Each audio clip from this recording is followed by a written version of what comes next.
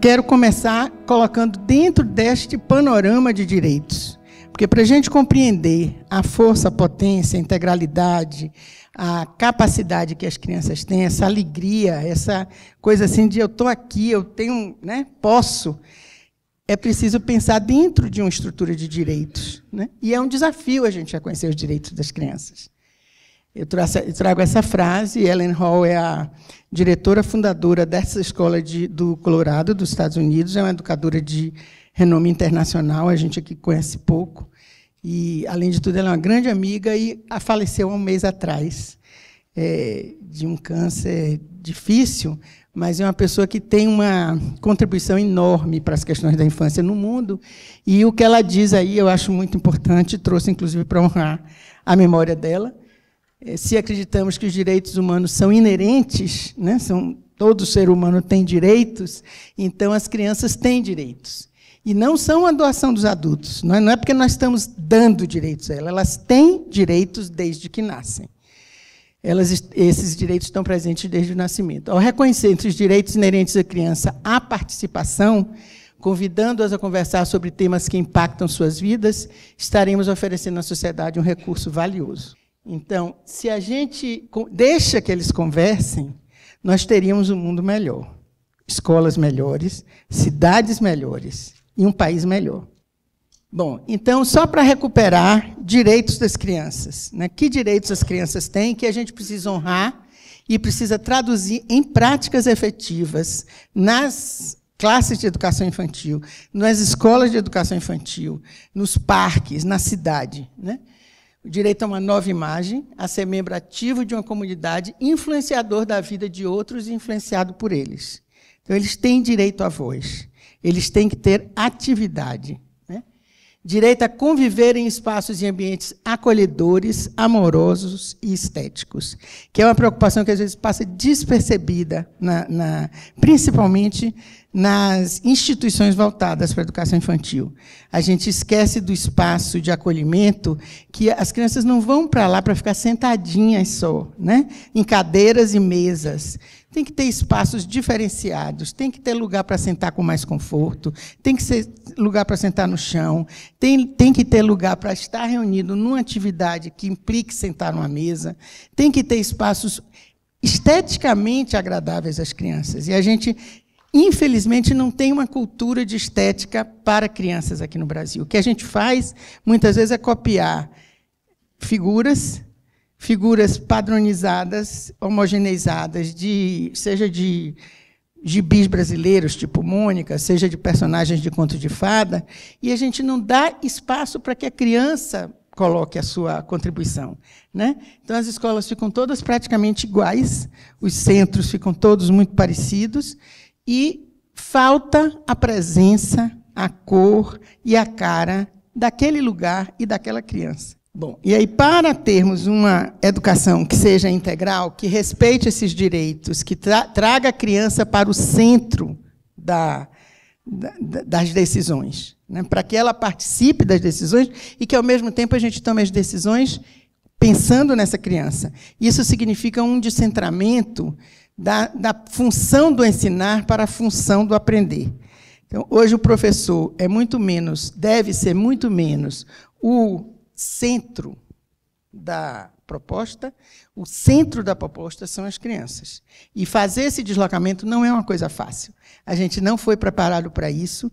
Infelizmente, os cursos ainda não conseguiram traduzir essa transferência na prática dos currículos de formação de professor. Então, a gente ainda sai formado para ensinar, formado para ser o centro das atividades, formado para ser a referência principal, e a gente esquece que o centro, a referência, são as crianças. Bom, para a gente ter uma educação integral, uma educação infantil de qualidade integral, eu trago alguns princípios que são base e fundamento para isso, e que levam em conta o que a gente acabou de falar dos direitos e das crianças. O princípio da equidade, né? Fazer educação é fazer política. E se a gente também não tem consciência disso, a gente se perde no cotidiano. Fazer educação é fazer política. E ao fazer isso, a gente tem que ter clareza de com que valores e de que lugares nós estamos falando. É preciso saber que há disputa de poder, há disputa de concepções dentro da área de educação.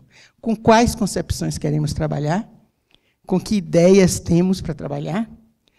O educador tem um papel importantíssimo na construção de uma sociedade mais justa, mais democrática, mais igualitária.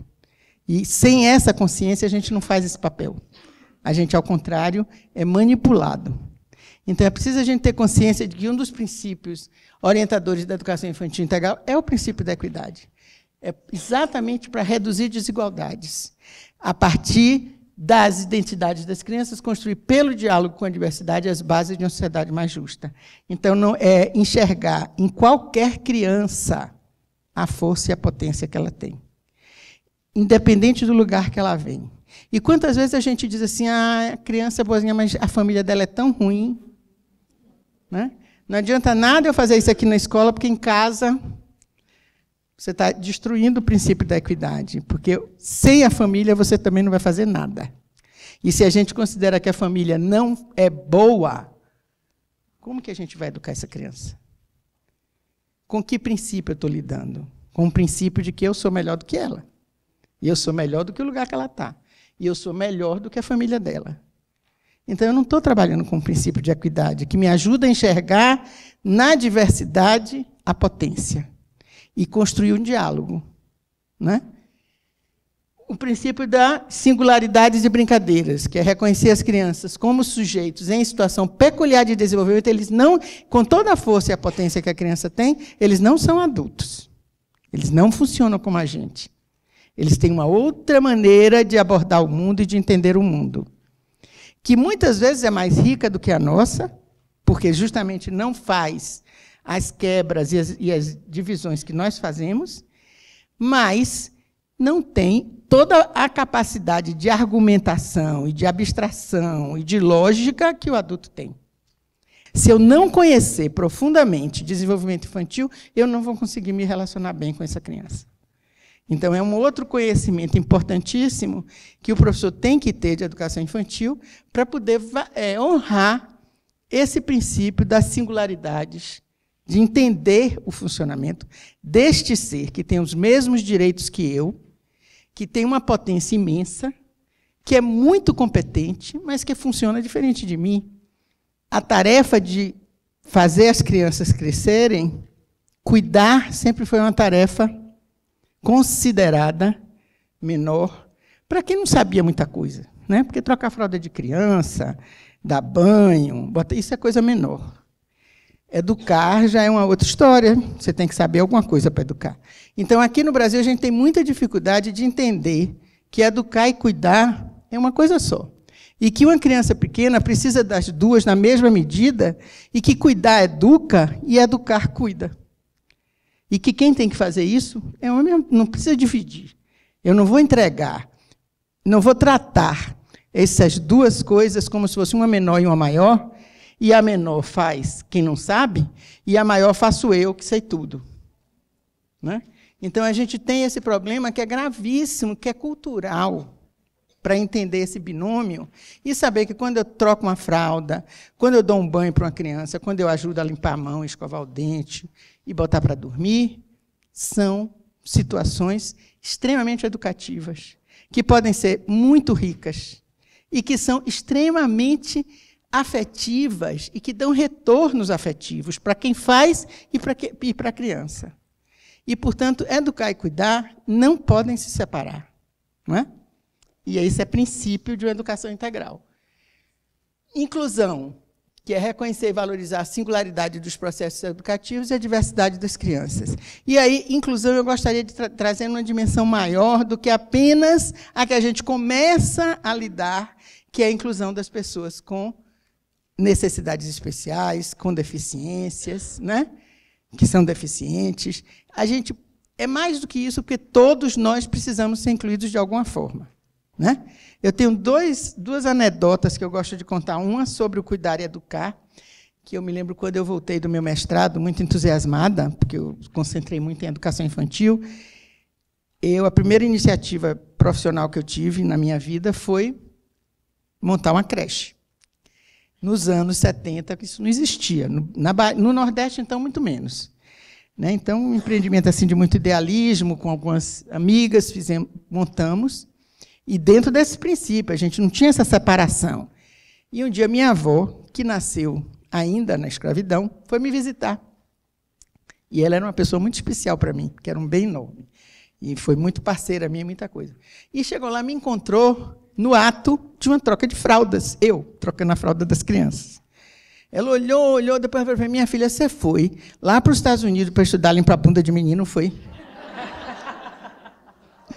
E é essa mentalidade, entendeu? Como é que eu tinha estudado tanto e estava ali limpando bunda de menino, trocando fralda, entendeu?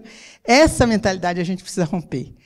E a outra da inclusão, a Afante tem um programa de levar professores para lugares do mundo para discutir, ver outras práticas e aprender, né? Fazer trocas.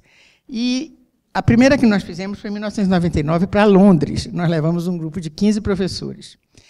Fizemos um programa de estudos na Universidade de Londres, com, na época, Terezinha Nunes, ex-Carraé, que é um nome grande de pernambucanos que o digam, né?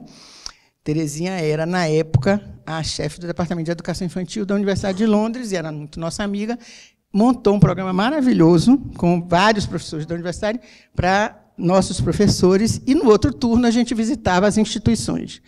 E aí a gente se distribuía para diferentes escolas de educação infantil e ensino fundamental. Num determinado dia, eu fui para uma de educação infantil com um grupinho, e lá, chegando, a gente tinha sido informado que na escola tinha uma criança com síndrome de autismo. Nós entramos, observamos, a ideia era observar, e depois a gente sentava, quando os meninos iam embora, para discutir com o pessoal da escola.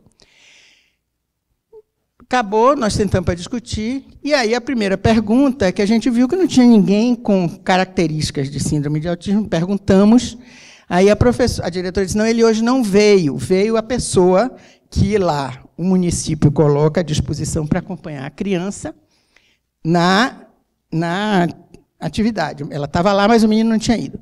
Aí eu virei e perguntei, muito espontaneamente, eu digo, tem mais alguém? Tem mais alguma criança com alguma deficiência ou necessidade especial nesse grupo? A diretora me olhou assim, como se eu tivesse falado grego. Ela fez, como? Falei, não, assim, tinha um menino com a síndrome, ele não veio, tem mais alguém? Todos nós temos necessidades especiais. Elas têm criança que chega aqui com a chupeta, tem criança que chega aqui chorando porque a mãe não quer ficar longe da mãe, tem uma criança que não aceita determinada alimentação. Todos nós somos especiais. Eu falei, nunca mais faço essa pergunta, né?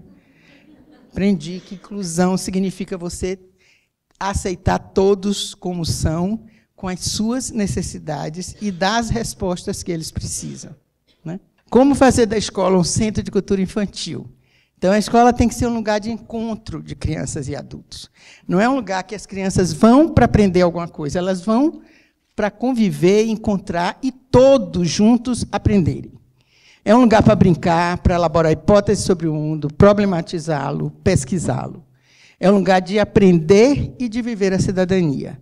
E a gente só aprende e vive a cidadania se a gente exerce. E é isso, a gente tem que ir para o lugar que a criança está, né? Então, para ele ser um bom professor, ele tem que conhecer profundamente a infância. Ele tem que seguir a criança, não o plano. Ele tem que ter um plano, mas o que tem que ser seguido é a criança. O plano tem que se ajustar à criança, e não a criança ao plano. A gente ia ter muito menos criança problema e muito menos criança com dificuldade se ela fosse o centro. Porque a maior parte das dificuldades é porque a gente quer que elas se ajustem a um modelo, que é um só para todo mundo, né? Então, a gente tem que seguir a criança e não um plano. A pedagogia tem que ser da participação, da escuta, da sensibilidade, e o professor tem que ser um cidadão ativo. Ele tem que ter muita consciência do papel dele como cidadão. Ele tem que ter um sujeito crítico. Ele tem que ter voz ativa na sociedade. Ele tem que ser um sujeito participativo. Senão, ele não forma cidadãos críticos e participativos. Pressupõe um profissional que construiu uma imagem da criança como um sujeito que brinca, que interage participativamente na ampliação e construção de seu repertório cultural. A interação entre crianças e adultos acontece por meio de relações de respeito, envolvendo comunicações dialógicas. Então, escutar a criança é muito importante. E, enfim, encerro com essa frase, que eu gosto de usar, porque eu acho que ela também tem muito a nos dizer. Nós já sabemos o que é qualidade em cuidados e educação, sabemos o que uma bela infância representa. A hora de se desculpar já passou há muito tempo. Agora é a nossa única oportunidade de viabilizar o futuro para as crianças. Devemos agir juntos com maior urgência e eficácia para garantir as possibilidades de todas as crianças. E o que mais importa?